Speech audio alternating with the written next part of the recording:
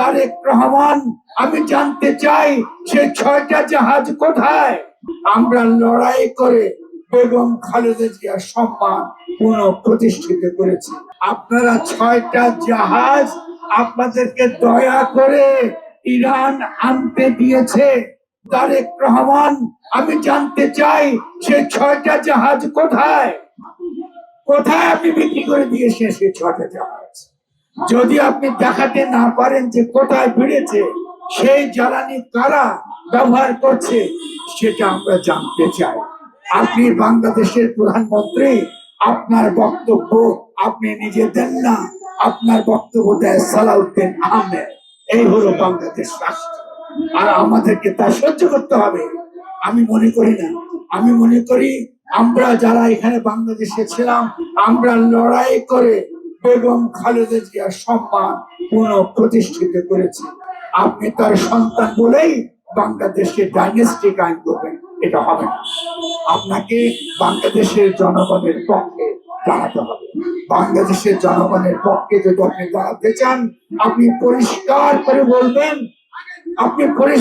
করে বলবেন, ইরানের জনগণের প্রতি আপনার কি অবস্থা। 200-র বেশি সার্ভিস ও ফিচারে লেনদেনের সব বিকাশ অ্যাপে সম্ভব। আমরা জানতে চাই জ্বালানি করবেন না মার্কিন যুক্তরাষ্ট্র। আমরা গণঅভ্যুত্থানের পরে আমরা দেখেছি কিভাবে আমাদের দেশকে মার্কিন যুক্তরাষ্ট্রের হাতে তুলে দেওয়া হয়েছে।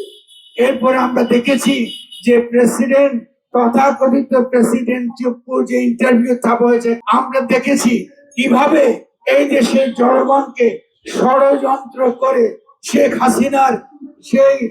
হাসিনার সংবিধান কায়েম করে তথাকথিত স্থিতিশীলতা রক্ষার চেষ্টা হয়েছে।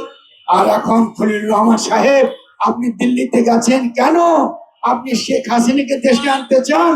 আপনি যেসব খুনি ভারতে পালিয়ে রয়েছে, যাদের বিরুদ্ধে জনগণের ক্ষোভ রয়েছে, আপনি তাদেরকে আবার দেশে আনতে চান।